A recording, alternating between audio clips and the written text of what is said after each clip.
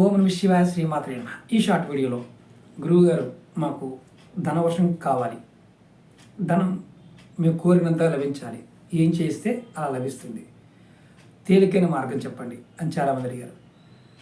మనం శివారాధనలో శివలింగానికి ఎర్రచందనం కాస్త మీరు కాపర్ లోటా తీసుకొని దానిలో కాస్త నీళ్లు కలిపి ఎర్రచందనం వేసి శివుడికి అభిషేకం చేయండి. అలాగే ఎర్రచందనాన్ని పేస్ట్గా చేసి శివుడివి అంటే శివలింగం మీద రమ్ అనే బీజమంత్రాన్ని రాయండి.